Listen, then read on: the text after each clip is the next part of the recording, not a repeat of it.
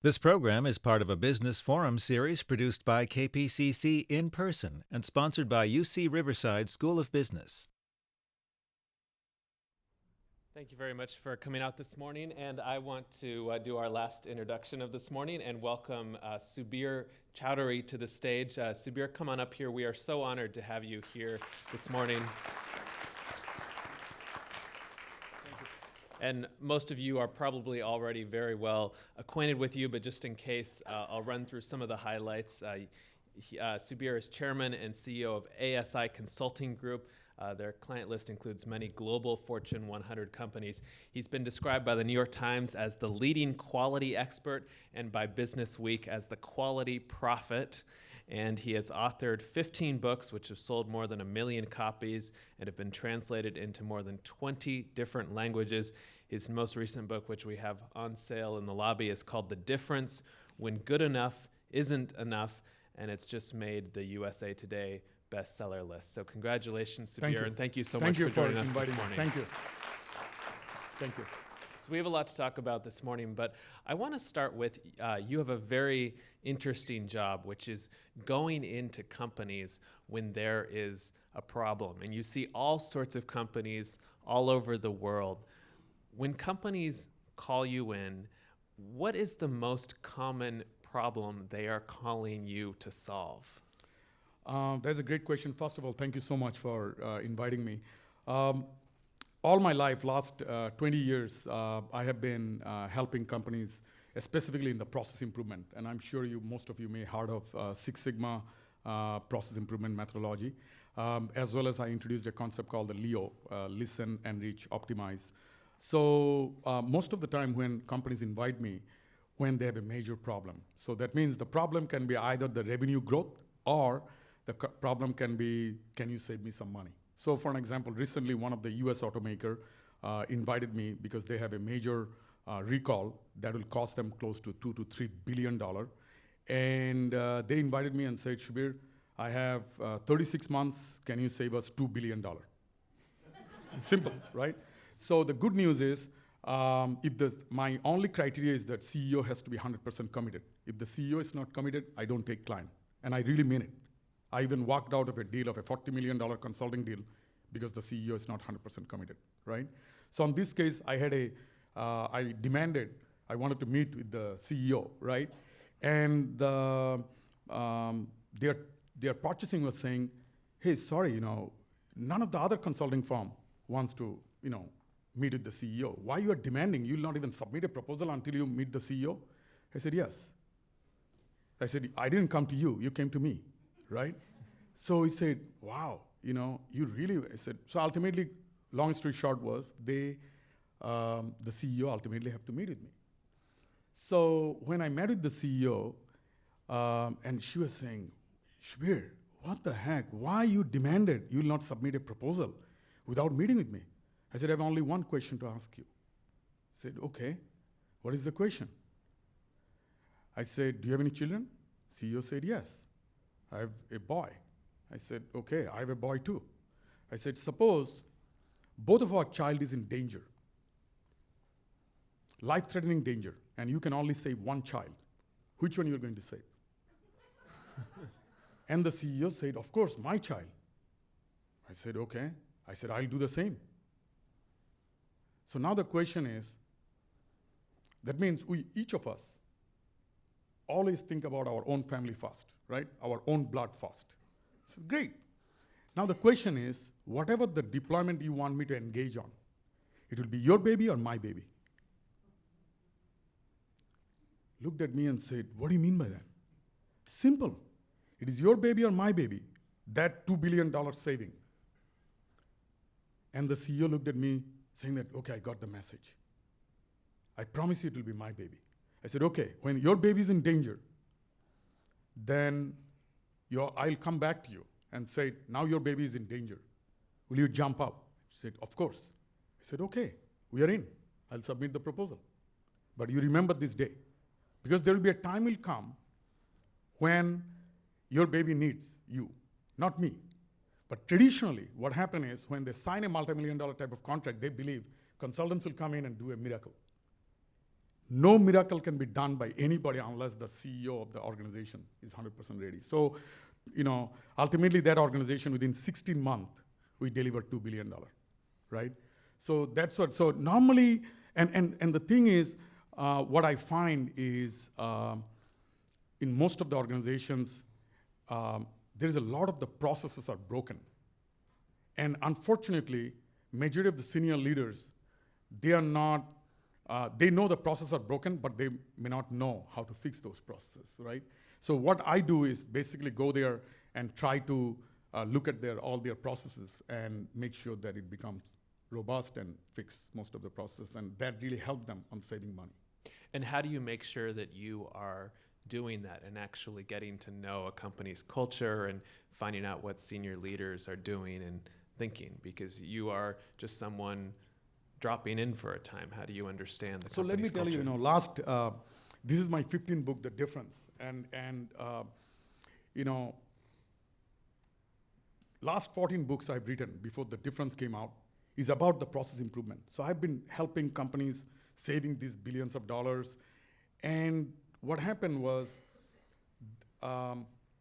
suddenly around 5 years ago, I hit a wall. And the wall was, suppose there is a two same size company, same industry. Same size company, same industry. So think about Boeing and Airbus, or maybe GM and Ford, right? Same industry, same. And one is getting, suppose both of them hired me as a consultant, right? So I don't want to point finger any other consulting firm, myself as a consultant. Using my process, one is getting 10x return, another one is getting 100x return. And I was puzzled by that. And it's like not only a large corporation, even a smaller company, mid-sized company, similar thing. Why is one is getting 10x and why is one is getting 100x? What is the difference? So initially what I thought, maybe I'm a stupid teacher. Maybe my process is completely flawed. Because one thing I wanted to get across today's event, that each of you always think, don't blame anybody else, blame yourself. Life will be good, trust me. Anytime I feel any problem, I felt maybe the problem starts with me. Maybe my communication skill is not good. They're not listening because my communication skill is not good. Maybe how I can improve. So you have a lot of the time in your workplaces, you might have disagreement. Always think about, is your problem, how you can improve. That will help you. Then you'll solve the problem. So based on that, what I did, I said, okay, so and initially I brought my whole team, telling them, maybe our processes are flawed and everything, and then long story short, after doing a lot of research, what we found out, saying that let us go back to these companies. Because if somebody is getting 100x, that means maybe our process is okay. So let us study those organizations. So last 5 years before I wrote this book, I went in and tried to study those organizations, both the 10x return, 5x return, and 100x return. And what I find, the company which is getting 100x return, that company has what I call it as a majority of their people have something called caring mindset. Majority of the people say at the end of the day, it's not about the process. It's at the end of the day, it's about the people who are using the process.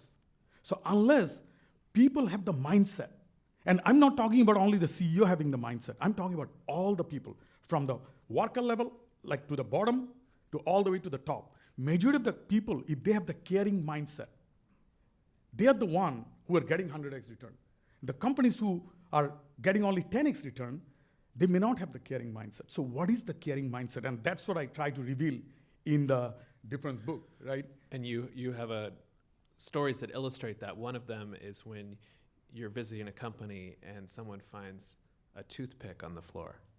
Yeah, this is very interesting. Like, as you know, like most of you know, in American automotive industry is very, very competitive, as you know, right? So they rely on J.D. Power report, right? So when the J.D. Power report literally come out, the next day, like as soon as the report comes out, the next day, what the traditional CEO do, any automotive, I'm not talking about, it can be Japanese, Korean, German, or US, doesn't matter. What they do, immediately they call the vice president of quality and they scream at them. Seriously. And a lot of the time, to make the media news, they even fired the vice president of quality. Okay? So what happened was, in I supposed to meet with a vice president of quality the day after the JD Power report came out. It was a preset meeting at 8 a.m. in the morning. So, and it was literally a big winter storm and everything. I still made it on time. And as soon as I walked in, the vice president of quality asked me, as soon as I walked in, I said, hey, look, today is such a big winter storm. I still made it on time. Hey, how are you doing? And he looked at me and he said, Shubir, I have a question for you. Very serious. And I said, what? He said, what would you do when you use a toothpick? After using the toothpick, what do you do? So I looked at him. I said, come on. What kind of question is that? He said, no, this is very serious business. I said, are you okay? I said, I saw the JD Power report. It was not good. Is your CEO is upset with you? He said, no, I'll come back to that. Forget about that. I want an answer right now. So I thought he's very disturbed, and he was asking. I said, okay. First of all, what I would do is that if I ever use a toothpick, after using it, I'll put it in a dustbin. He said, Shubir, that's the same answer I received from my secretary. I received all my direct reports. I said, so? He said, today I had a 6 a.m. in the morning, a meeting with my CEO. And it was an ugly meeting because you saw the report. I said, okay. He said, as soon as I'm coming out of his office, I found a toothpick, used toothpick on the floor, outside of his office. So that means he might be upset with somebody else before me, and maybe that guy might be, you throw it or whatever, I don't know. So I said, what's your point? He said, the point is, it doesn't matter how much I use your process. It doesn't matter. Because you might have, in our organization, we might have hundreds and thousands of toothpicks in all over the place. So if, somebody, doesn't matter what his or her position is, can put a toothpick on the floor, a used toothpick on the floor, that tells me they don't have that caring mindset. See, one of the beauty about being a consultant, honestly speaking, I'm the dumbest guy in the room, literally. I'm the dumbest guy in the room. So who enrich me every day is basically my client. So what I do, learn from this part of the client, learn the knowledge, and tell these clients. On the process, make money. Life is good, right? So, so every day when you wake up, you think that way. How little you know. How little you know. So think about it. Who came up with the idea of caring mindset? My client. What is the first sentence of my book? What would you do after using the toothpick? I'm telling the whole book is written completely my client's story and my personal life's story, right? And and that is the beauty. So I think, so one of the things what I learned from that, and that was a kind of a shocking moment, that we have to find this toothpick. It is a metaphor he used, but it's a very powerful metaphor. Think about that. So if the people doesn't have the mindset, so when I was talking about 10x versus 100x return, so the 100x return people, because they have the caring mindset, when they learn my techniques and the process, what they do after the first project, suppose one project saved $200,000 or $100,000, but the person, and we guided them to achieve that, but they understand the knowledge. So they go and pick a next project and try to apply the knowledge and go to the next project saving. Then another project. So one person might be, after the knowledge transfer, they might be solving 10 other problems, right? And that's why it become 100x. Other company who doesn't have the caring mindset, their mindset is, what the heck, I got this training, I solved this problem, I don't care.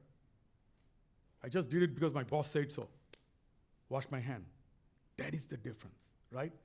So you have to think about, how to develop that caring mindset. And when I talked about the caring mindset, don't think about, my CEO or our company culture is not that way, so I cannot do anything because I'm in the middle or I'm in the lower level. I reject that notion. Why? Because I believe any person at any position can make a difference. Can make a difference. The question is, do you have the mindset? Do you have that mindset? If you have that mindset, can you make a difference? Absolutely. Absolutely. So and once you start that, two pluses become another plus.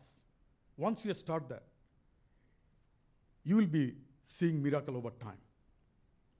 So you continuously give the positive, even if it's a negative. So think about this. Now we are living in a very negative time, right?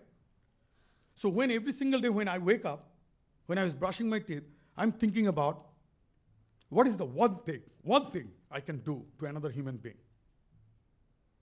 What is the one thing? Not 5 things or 2 things. What is the one thing I can do today? Whole day, today. Doesn't matter whoever the person is. That will have a positive impact on a human being. Another human being. That's it. That's it. If you try that experiment on your own, it can be family member, it can be your next door neighbor, it can be your customer, it can be your supplier, whoever the person is. Try to do that experiment. Do it 2 weeks. I bet on you. You'll come back and you'll say, Shubhir, that is making a huge difference in my life and others' life. And you texted me this morning and said, is it all right if my driver, rather than just waiting in the car, comes in and comes to this event? Which seems like, a pretty obvious thing to do, but most people I don't think would do that. They would just say, okay, come pick me up at 10 o'clock. Yeah, in fact, I was very fortunate. He's such a fantastic gentleman. Nick is over here in the audience. And I kind of asked Nick, I said, Nick, what would you be doing? He said, I might be driving around or park over here. I said, come on in the event, He said, I said, I'm going to text Ben and see if he'll allow you. And as soon as I texted you, you said, yes, no problem, right? So the question would be, I have the realization that, all my life, there's a phenomenal story, my grandfather taught me when I was a child in Bangladesh. And he used to ask me when I was 6, 7 years old, out of the 0 and 9, which number is the most powerful? And I used to tell him 9. He said, no, always remember 0. I said, why is that, Grandpa? He said, because 0 on its own doesn't have any value. But if you put any number in front of it, it will become very powerful. Right? I said, yes. So think about you put a 9 in front of it, 90. But on its own, it has 0 value. So always remember, when you become something, always remember you are 0. Right? Think about that. I never understood that much at that time because I was a young kid. But when I was kind of continuously, whatever dream I had, whatever, and I achieved in America. In fact, by the way, in US immigration, when our citizens take the oath, on the oath ceremony, they show one of my quote. I delivered a quote and I just talked about whatever I dream in America, I achieved. And they show that quote in every oath ceremony, right? So because I gave a speech on somewhere and they picked up the quote and they used that. So the question would be, when I wake up every day, I feel I'm 0. In this room, I'm 0. How I can learn from you, right? That would be the attitude. So did I learn something from Nick, my driver? Answer is yes, right? Because he's always on time. Never even 1 minute late. I've been using for last 5 years. Never 1 minute late, never, right? He taught me. So he has some principle. So why I'd be higher than him? I'm 0. So that's what it is. And in fact, in the book I talked about a very, I wanted to a little bit share, and I'm sure you have some questions on that, but so my intent today is to teach you some of the principle of this whole, what is the caring mindset, right? I talked about the caring mindset, which I wrote in the book. And basically the caring mindset is 4 elements. I call it a STAR, S-T-A-R, a star. So think about this, it's very easy to remember. Any one of you, I believe that you are a star in your social life or your professional life. Always think you are a star, right? So if you're a star, what should you do, right? So now a star, S-T-A-R, it come up with straightforward, thoughtful, accountable, resolve. Straightforward, thoughtful, accountable, resolve. If you, each of you, practice this fourth thing and strive for it. In fact, if you ask me, Shubir, how you are yourself, I will not score any one of them 10 out of 10. I will still try. I'm still trying. It's very hard on each of them to become good. But if any human being can literally practice these four principles at any level, either at your workplace or at your home or in your community, you can make a difference. Then you're automatically developing the caring mindset. That's what the book is about.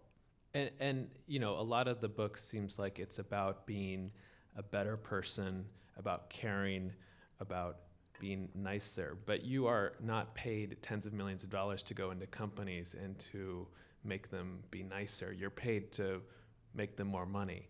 So how do these qualities of just being a nicer person translate into profits and revenues and the sort of thing that executives are really caring about? Yeah, see, so because of the realization I had with the 10x versus 100x, that what I'm right now, what I'm trying to achieve is that how can I transform even the companies who are getting 10x, how can I transform them to become 100x? And the companies which are getting 100x return, how can I transform them to be getting even 200x return, right? So then what I found out is the people's mindset, right? So one of the example I wanted to give it to you is that, so let's talk about the element of a straightforwardness, right? See, traditionally, what happened is that what I'm finding is a lot of companies have a brilliant process. So think about a company like Volkswagen. Think about Volkswagen is one of the, literally a world icon in automotive innovation. A lot of the best innovation came from Volkswagen, a German automaker. But think about it, and they have some of the best processes in place. And here they are, 3 years ago, some group of people inside the company, and they recently, like 2 weeks ago, they pleaded guilty. They decided, hey, what the heck, we are going to trick it on the emission result. So they intentionally installed a software to trick the consumers and everything else, and ultimately they got caught. So what is the results of getting caught?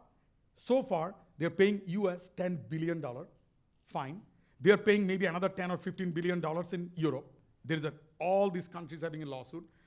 On top of it, one of their executives in jail. Do you know Cornell University did a study?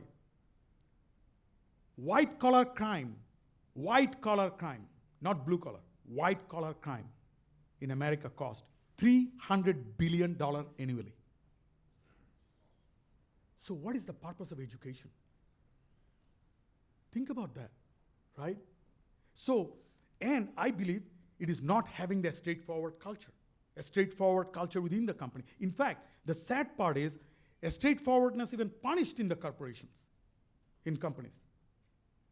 How can he turn it around? And that's what I wanted to, I'm hitting 50 this year, and so as long as I live, I wanted to kind of preach this portion and try to influence some of the leadership and within the organization. How can I make them straightforward? So a straightforward opposite is much more dishonesty. So think about the Volkswagen, and I can give you examples after examples in government, in corporation. There is so many dishonesty thing happen. So even they can have the best process. Volkswagen had lots of great processes, right? They did Six Sigma. They implemented my stuff. And here I am, complete failure. Complete failure, right? And that gave me the pain, right? So what my mission is that if I cannot fix these people, then the best process, they are not getting the best results. How can I make sure that, from today onwards, nothing like this nature of event happen? Volkswagen type of event doesn't happen, right? Think about that. You talked about the Flint water story, right? In Flint, Michigan, right? And they wanted to cost saving, right? They wanted to do the cost saving. So what they have done is that they didn't care about the life of other people, right? They didn't care. They wanted to only save the money. So they cut all this thing. And ultimately what happened in Flint, Michigan, there is a lot of big water issue, and they are contaminated, and a lot of the children even died and have a lifetime damage to the children. Right? So the quality cannot be achieved unless you have the quality mindset. You cannot get the best of the best process. And I'm one of the leading authority on the process quality. I'm telling you, even if you practice my own Six Sigma, if you just only wanted to do it just for money saving, it will not help, right? So in the straightforwardness, and let me tell you, even how in my own profession, when a consultant are too straightforward, they are kicked out. And very blunt with you, I was kicked out several times, right? Several times, because I tell the truth. So I still remember my first assignment. I was only 27, 28 at that time, and is in Korea. I'm sure you heard of Hyundai Motor Company. They are one of the worst in quality at that time in 1990s. And one of my friends, J.D. Power, also used to know the chairman of the board in Hyundai, and I went there. And as soon as and what they did, they put like 3 of their top cars they wanted to introduce in America. And this is in 1990s, like late 90s, top 3 cars. And in front of that, they put all the awards they received in Asia and Europe. Now they wanted to introduce in America. So they took me, and I first time met with the person and the chairman of the board. And first question they asked in Asia, what the heck? The guy looked, the guy looked very young. And he looked at J.D. Power and said, hey, is it the right guy? So J.D. Power said, yes. He said, you didn't find any white guy? Why this guy is an Indian guy? He said, yep. Unfortunately, he's the best.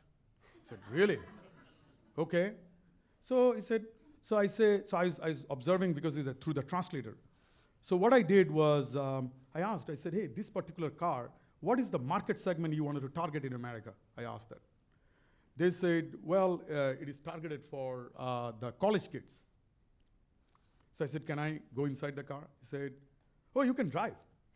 So I went inside the car, I adjusted the mirror, and then I came out. I said, this car is not ready to launch in America. So chairman looked at me saying, there's so many awards we received in Europe and Asia, what do you think? I said, you wanted to market in America. I'm just letting you know, there is certain things you have to change in this car. Said, because of the market segment. So he said, what are the things you recommend? I said, the number 1 is you have to change the cup holder. Because your cup holder, the diameter is this. And normally in America, the cup holder in the college kids is this large. So he said, this large a cup? I said, yes. So you have to change the cup holder because this will not fit. Then the second thing I told them, I said, you have to change your fabric because it looks like America, they will think that it's a tablecloth, right? So, and the third thing I said, I didn't even turn on the car. So I said, your sound will have a huge distortion if I put in the highest volume. Typically, when you are young and a college kids, we put the highest volume as possible. So it will have a lot of distortion because I just checked your mounting technology on the back of their speaker mounting technology. Chairman got so upset. And in Korean language, he said something. The bottom line is, he said, this guy should leave Korea right now. Not his campus, Korea right now. Right? So guess what happened? I looked at Mr. Power. I said, Mr. Power, I'd be kicked. I said, Shubir, don't talk anything. He said to me, I said, look, my baggage is in my hotel. He said, don't worry about it. Somebody will pack everything for you. You just go to the airport. So they literally kicked me out. But before I came out, I talked with Dave. I said, Dave, do me a favor. At the end of the day, this is our client. Even though it's not my client yet, but it will be a client. You mark my word. Please make sure they do a market research of this car. Put maybe 5 of them in American college campus. Ask the customer the data. And I'm telling you, if you don't do that, they will make another mess. Please convince. And they don't have to hire us. Hire anybody. 6 months later, suddenly Mr. Power called me and said, Shubir, you have to fly right now in Korea. I said, for what? He said, Shubir, I said, my price is now 3 times. He said, even if it's 5 times, you have to be there. I said, what happened? He said, they have done 6 months of market research on the top 5 and within the college campus. Within top 5, 3 of the things you said came within the top 5. Now the chairman of the board became so nervous, and he made it very clear to me, I don't care, I want him. So I came back, and they became my client for 15 years, and I'm behind the scene to make code, Hyundai. Of course, client get all the credit, but I'm behind the scene to help them to capture the American market share. They're one of the best in quality now. They're the only automakers which gives a 100,000 miles warranty, right? So think about the power of the straightforwardness, even at that time, right? That is so important, and lead a life like that. Everything I've done, is leading a straightforward life. See, each of you, when you go to bed, you have a choice. Do you want to sleep well at night? If you lead a straightforward life, honest life, sleep well at night. I sleep very deep sleep, very honest with you, right? Very lucky, right? So that would be the first point on the straightforwardness, The companies that you go into, I would imagine that the cultures are very ingrained. You see that even at small companies, there's a culture that's very hard to turn around. So Right. how do you make that culture more caring, more straightforward?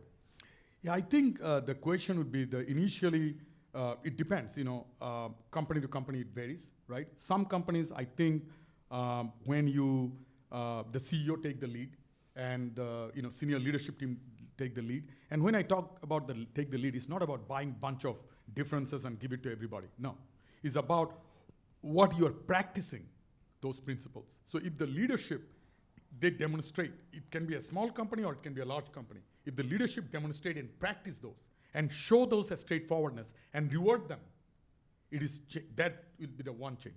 The other thing in some other companies, what I've seen is that they might have the straightforwardness culture, but they may not have the thoughtful culture, right? So those companies, maybe it can start from the bottom up, right? So and let me explain a little bit about the thoughtfulness. I wanted to cover all 4 elements of it.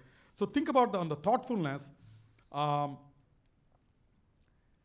My intent is to teach the thoughtfulness to an adult. It's not like I don't expect each of you to become Mother Teresa. That is not my goal. What my goal is this. 2 things. When I talk about the thoughtfulness, 2 things. One is 2-step process. To become thoughtful, you have to listen. And the second thing would be empathy. So what do you mean by listen? The problem is that in this room, including myself, I think in listening, most of us will be pretty much maybe C or D. And maybe some of us maybe even F in listening. Listening is not hearing. Listening is internalizing your own self, what the other person is talking, and putting yourself in that other person's shoes. If you do that, then what will happen is that you will not go to a lot of the time when the disagreement happen, you will not go to the disagreement anymore because you are putting yourself on that person's shoes, right? Then what will happen? Then your empathy will kick in. So if you can be a good listener, and all my life I dealt with so many different types of leaders, non-profit, for-profit, all type of leaders. What I've seen is the people who are good listener, I kind of found them to become more empathetic to their employees, right? So for an example, one of my client, Fortune 100 companies, chief operating officer, read the manuscript of The Difference before the book came out. Manuscript of The Difference. After reading the book, he was so excited, he invited me. So I showed up for a 1-hour meeting. So I showed up in his office. So he said, he was talking, how lovely the book is and how much he liked the book and all this stuff. I said, hey, that sounds good. But did you learn 1 or 2 things you are practicing? He said, oh, of course, that's what I wanted to do. That's what I wanted to talk to you about. So I said, okay, do you want to take a test? He said, sure. So I said, okay. I said, did you recently have a vacation? Just out of the blue, I asked questions. Did you have a vacation? He said, oh, recently I had a vacation. I needed it so badly. I worked 14, 15 hours a day. Didn't take any vacation for 2 years. Now, Suddenly, 2 weeks ago, I had a vacation. I said, great. So tell me about your vacation. This gentleman, Fortune 100 CEO, company's chief operating officer, COO, he non-stop talked with me about his vacation and giving me positive energy for 15 minutes. So I listened to all this. I said, that's very nice. That's very, very good. So I looked at him and I said, okay, I have, 1 hour time with you. I asked you a very simple question and you gave me non-stop for 15 minutes of positive energy. So kind of you. I said, I'm so thrilled. That's great. But let me ask you a question. I said, did you spend even 2 minutes to your direct reports and giving this positive energy of your vacation? And he looked at me and he said, Shubir, that's not our culture. I'm the chief operating officer. We don't talk like that way. We don't talk about vacation to our direct reports. I said, I flew from Los Angeles to Detroit and to meet with you. And let me ask you a question. I said, suppose 5 years down the road or maybe 20 years down the road, you passed away. If I'm another consulting engagement, do you think that I'll be in your funeral? He said, you can answer that question. I said, okay, let us ask the question opposite. Suppose you are a top executive over here and I passed away. Do you think that you'll be coming to my funeral? He said, depending on if I'm busy with my work, no. I said, okay, that is very good. That is a straightforward answer. Yes. Uh-huh. But I'll do the same because we don't have the relationship. But let me ask you this.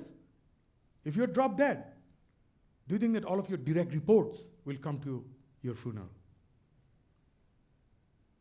He looked at me, he said, I think so. I said, here I am. You are spending 15 minutes of your positive energy and talking about your vacation to me. And the people who are making you successful, making you so big. Because if they fail, you fail. And you don't even talk to them and you refuse to do it. So what is the company culture? It is you are the culture. Change starts with you. You do it. And he looked at me and he said, no, you're right. I said, because I'm a big management guru and all this stuff, so you can talk to everybody. I met with Shubir Chowdhury and talking about thoughtfulness. I said, life is not about that. Impress your own self.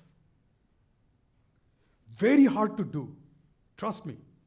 We are in the rat race of impressing others. Please focus on your own self. Every single day when I wake up, I feel that I'm a complete failure. Complete failure. Because I didn't make enough impact of what Mother Teresa did. Right? If I think that way, think about my bar. I wanted to make a difference for others. And that's it, So if you have that, so the reason I shared this thoughtful story is think about a chief operating officer situation, right? So he knows deep down inside of him, these are the people is the reason what he became today, right? And he's not taking the time. So last 3 months, he's trying his level best to engage his people and telling them those stories and changing that. And they initially refuse. They're reluctant. Oh my God, what happened to our boss?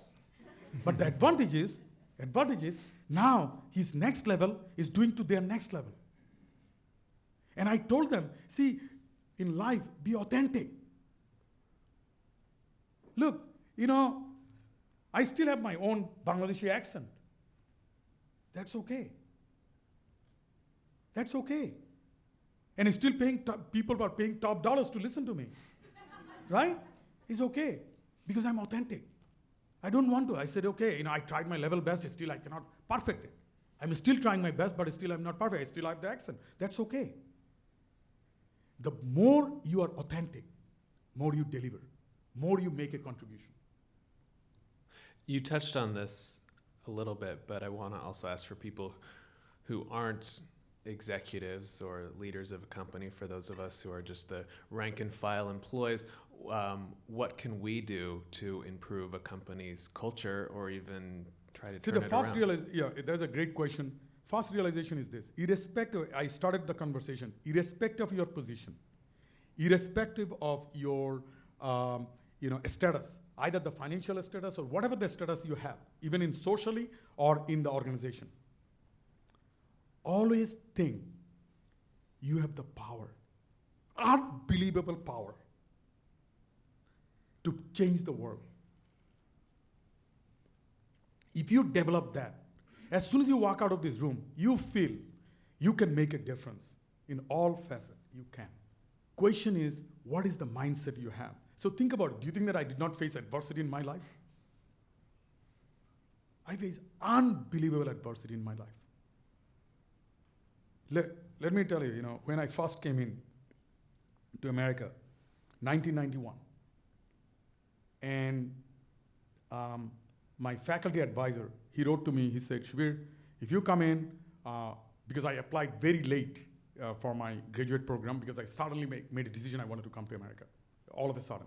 So I applied, and very late, so the professor said, if you come 2 weeks early, there is a chance that I wanted to meet with you, and I wanted to work with you for 2 weeks, and then, if I'm impressed, I'll give you a full fellowship, full scholarship. So I showed up, and as soon as I showed up 3 weeks early. Instead of 2 weeks, I said 3 weeks early. And as soon as I walked in, so as soon as I put all my luggage and everything in my room, immediately I went to that professor, because I didn't have any money. So I went to him, and the professor looked at me, and he introduced, and this is the first day in America. And he looked at me, and he said, oh, nice meeting you. Okay, I think you are coming next week. You came 1 week early. I said, yes. I came 3 weeks early, right? He said, yes. So I wanted to impress, do more work for you. He looked at me and said, hey, unfortunately, I already gave the fellowship to somebody else. I said, excuse me, sir? He said, I'm sorry. So I said, no, sir, you cannot do that. What do you mean by you give it to somebody? I said, sir, I don't have any money. I said, look, it doesn't matter all day long, you can stand over here. I'm sorry. It's done. I said, sir, I just came over here. I declined all the schools. He said, no, it's over. This is the first day in America. So I said, sir, how much money I need to register for my class as a foreign student? He said, it's a 9 credit hours. So I said, okay, how much it will cost me? It's around $2,000. And I had $1,800. So it's $200 shortage. Forget about my food. So now a lot of the Indian students, Bangladeshi students, they came to know about it and everything. They're trying to console, trying to comfort me. And some people also wants to give me some money and this and that, $5, $10, like that. I'm just listening. And what I did was I listened to everything. I closed my door, and I was kind of meditating.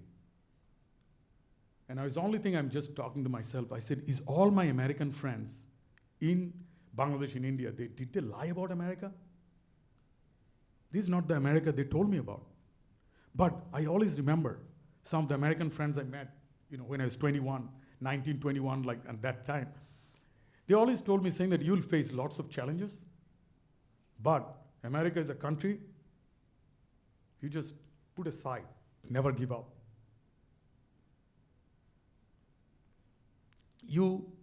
Even at your absolutely worst, you don't give up. So that is continuously resonating in my brain when I was meditating. Then what I did, I said, okay, I believe in America. So think about it. I transferred from my negative energy to positive immediately.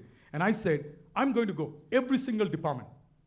And some of my friends, Indian friends, on that day when I met, because I'm the first person in my whole 14 generation families, or my whole generation of my dad's side and mom's side, landed in America.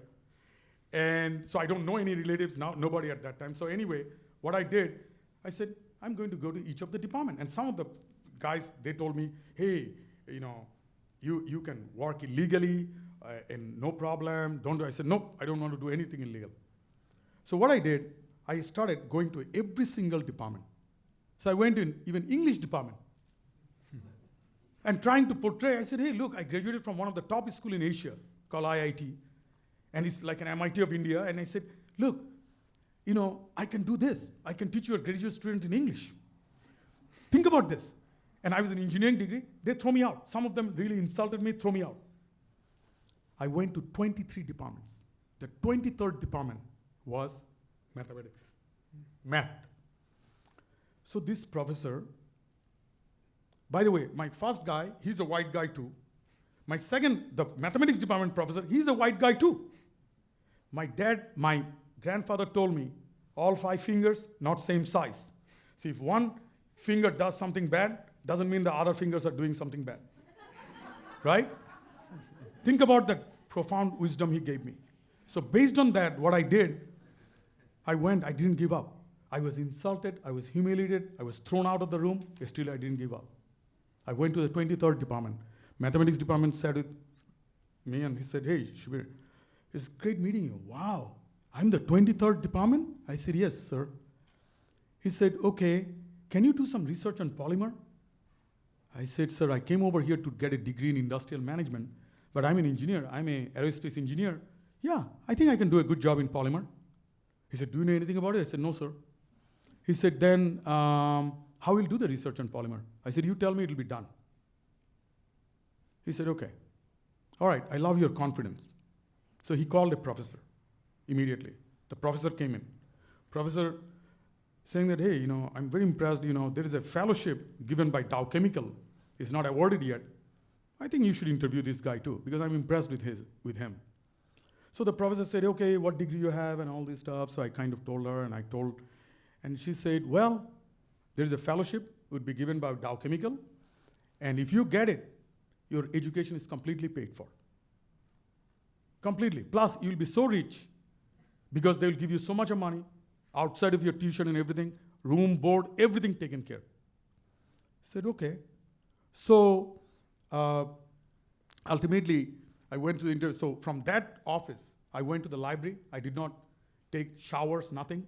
Did not even sleep to understand how aerodynamics related to the fluid dynamics of polymer. Trying to figure all these things out. I went through 3 interview process. Ultimately, on the final interview, Dow Chemical researchers said, hey, this guy is completely opposite of all the 19 people we interviewed. There's no comparison. I wanted really this guy. So I'm sure you have a green card, right? I said, sir, what are you talking about? I just landed in America only 2 weeks ago. You are telling me that I have a green card? He said, so he looked at the professor and said, didn't I tell you it's a must requirement to have a green card? Because this is a very specific research. So he said, hey, look, if you don't have a green card, sorry. I said, no, this is America. Meritocracy is number 1 in America. So I was giving the Dow Chemical the lecture in 2 weeks. Ultimately, I said, sir, there is a way. I said, how about this? I give my passport to you. I cannot leave this country. I'm not going to take your techniques and everything. So long story short, ultimately I got the fellowship. And that fellowship paid for my complete education of my master's degree and everything, right? So think about that, and the reason I shared this story is kind of my last point of the resolve, right? Question would be, at your adverse condition, can you do that? And in fact, because within that 2 weeks time frame, I was shortage of $200, so I went to a bank and begging for $200 loan. This bank officer said, do you have a collateral? I said, well, I landed in America, I don't know anybody. What do you mean by collateral? So ultimately, these bank officers told me, saying that, hey, sorry, we cannot do that. $200 loan. Then ultimately, I told that lady, I said, before I left, I was crying, I gave my engineering certificate to her and she is still declining. So I looked at her, before I left, I looked at her eyes and I said, ma'am, if I'm your brother, you will give me this loan. Why don't you consider I'm your brother? She looked at me, she said, give me a number, phone number. So I got the phone number and then I left. She could not sleep whole night. She then called me and said, hey, Shubir, come on in. At 6 a.m. in the morning, come on in, I'll be your collateral. Right? So am I optimistic about America right now? Absolutely. Absolutely. Question is that in your mind, how much you wanted to do. So, so you can resolve. Like another story I wanted to tell you about a girl named Trisha Prabhu. Her name is Trisha Prabhu from Illinois, from Chicago, Illinois. Think about a 13-year-old girl. All of you are, I think in this audience, all of you are older than 13. But think about her mindset. One day when she was coming home, she saw a 11-year-old girl in Florida committed suicide because of the cyberbullying.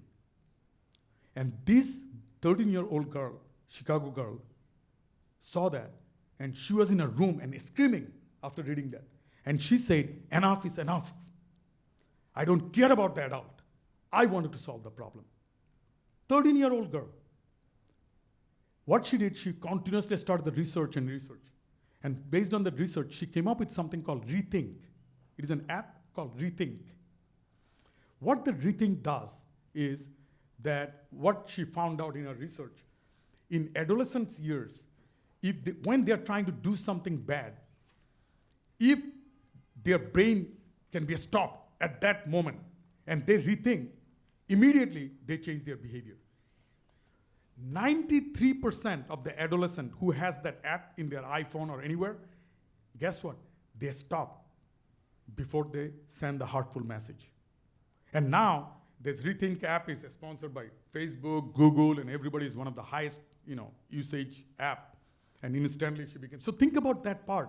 She herself made accountable. So when you go to your workplace and you see, yes, it is not your problem, but if your paycheck is coming from that organization, you feel it is your problem. You give a hand to your colleagues. And that makes a big difference. Well, I want to take a few questions now, just a few brief questions at the end of our time while we have Subir here. So we have a microphone in the middle here. Does anyone have a question? Your chance to get free advice from a top management consultant doesn't happen often, so I recommend you take advantage. Yes, ma'am, right here on the aisle. Hi. My name's Pam Schultz, and my question is about the premise in business that you get what you measure. So how can companies measure caring and incentivize that? I think that's a great question. In process improvement, the measuring is much more easier, right? But what I'm talking about on the caring perspective, the measurement may not be specifically tangible. But I think what I've seen in my own experience is that a lot of the time the measurement came in is based on even a company like General Electric. I've seen it with Jack Welch. A lot of the time the instantaneous results, like on the spot they're writing the checks to the employees, right? So there is so many different ways can be done with respect to the rewarding to the employees. But I think the measurement part is very, very hard. Some companies try to do that, but I think what I've seen is that if it becomes like a metric, I don't think the results will come in. Because what I'm talking about, the straightforwardness or thoughtfulness, if you go into a measurement type of techniques, it will not help. What will help is that once the culture is changing, or once you are seeing that is a completely little by little transforming, if the leadership comes in and talking about engaging those employees and telling them, hey, we are a year ago with this culture, now we are not there yet, but we have achieved this. Let's celebrate it together, right? And nobody left behind, right? And then having the discussion about, depending on the size of the company, a small companies is much easier, larger companies very harder. But I strongly feel that because a lot of the time I've seen that organizations who try to measure that, ultimately it failed, right? That is my own experience, because these are soft type of issues. So I kind of feel that, and the more inclusion you have at all level, that is more important than the measurement.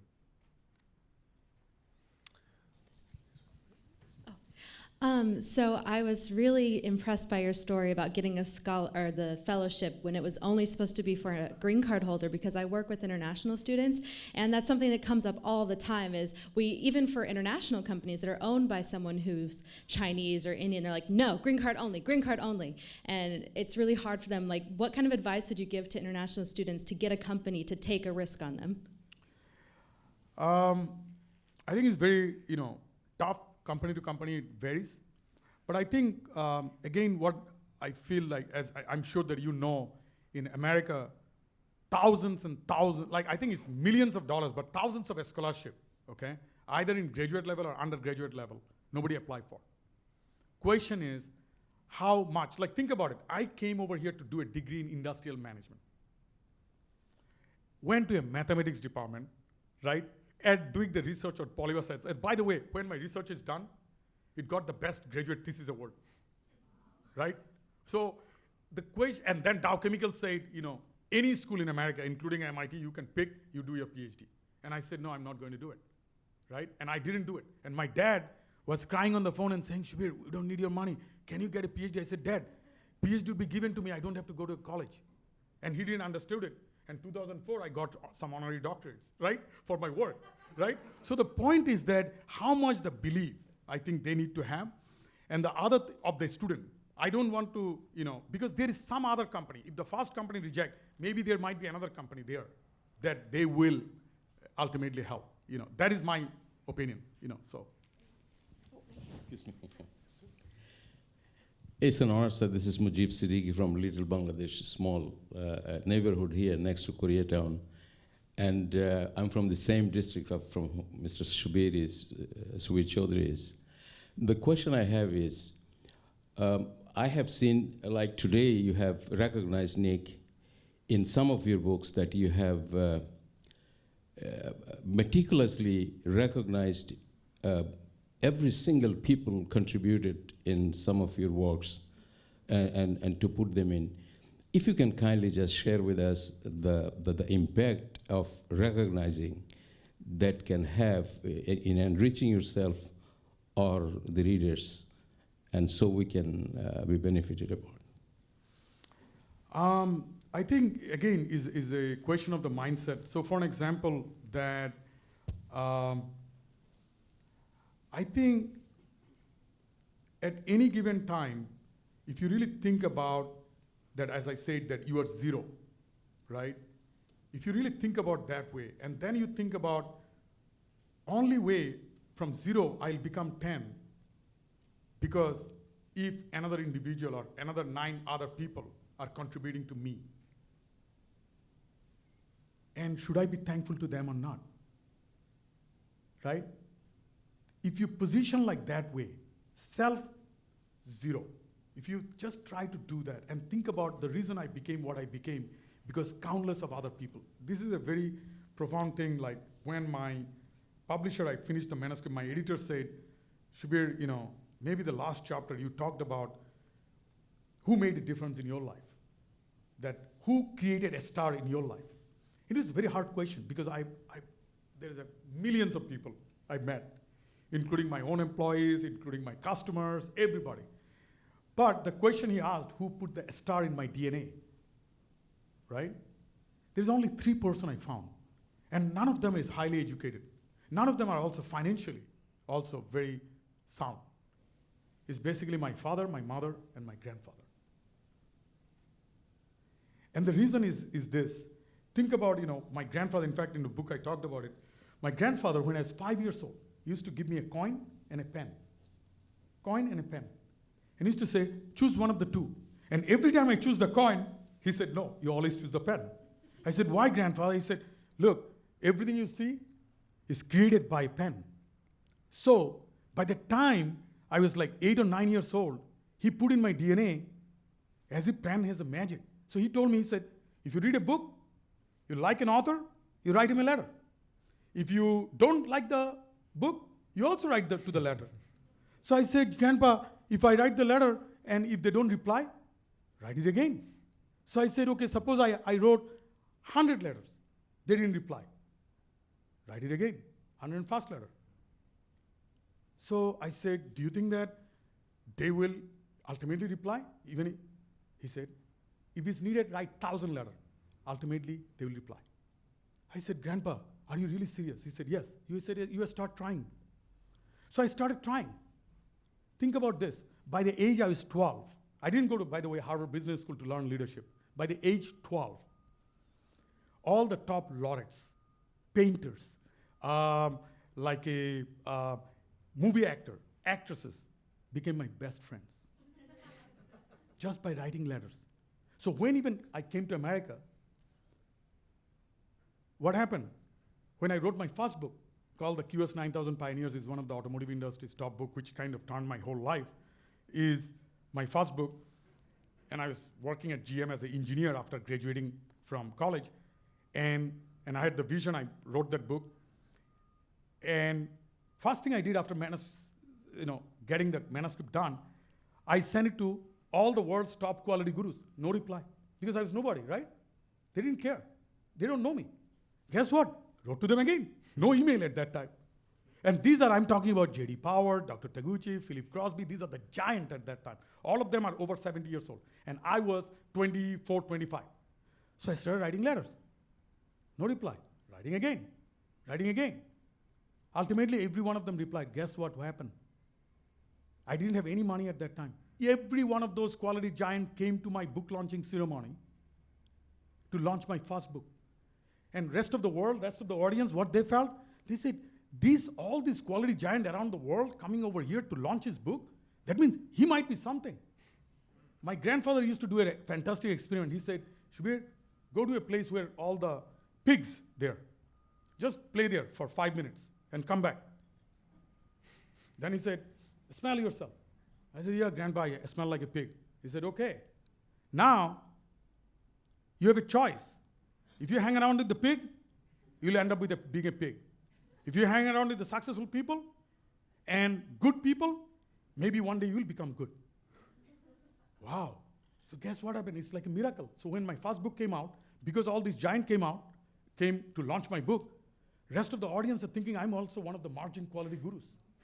So they put me in my DNA that one day I have to be. So think about that part. From nowhere, absolutely from nowhere, right?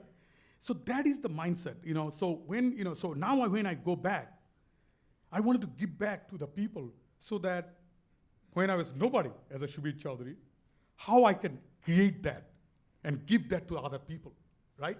That's what I was trying to do. Time for one more question this morning. Yes, ma'am. I'm the CEO of a global health technology company, and I empathize when you were talking about having a caring mindset, and that in turn having success with your clients where there was a caring mindset. So how do you enforce or implement a caring mindset where there's not strong leadership or oversight? I think without the strong leadership, it'll be very difficult. I want to be very honest with you. But I think, even irrespective of the position, that I feel that you start, because a lot of the time, when you start the journey, even I gave the example of Hyundai. Leader doesn't have any clue, right? I'm an external person. But what happened is, the first thing is that leaders to learn about it. I think I talk about leadership's number one disease is that we pretend we know everything. Leadership's number one disease is we pretend we know everything. Question is that the most humble leaders, like guy like Jack Welch, believe it or not, if he doesn't know something, he'll say he doesn't know. So one of the things what you can do is that, irrespective of the position, is that I kind of felt that change starts with you. So even though it is there, and if somebody has a miserable life, hey, look, this is one life.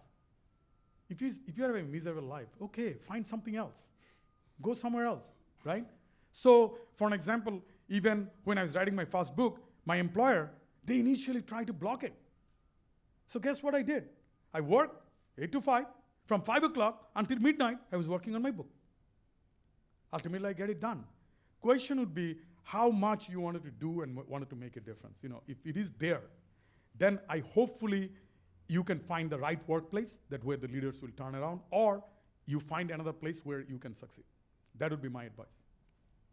Well, I want to thank you so much for really giving us a great start to all of our days here, and really giving us a lot of great advice and inspiration. Also want to thank UC Riverside School of Business, who was our sponsor this morning, and to the entire KPCC in-person team. We have a lot more events here, so please check them out. And once again, thank you very much to you. You're going to stick around and sign I'll sign a few books, sure. and you can chat a little bit. So thank you so much, and thank you to literally all of you. if you wanted to contact me, like ShubirChowdhury.com, if you go to my website, ShubirChowdhury.com, you'll find my email address and everything, so you can send me an email.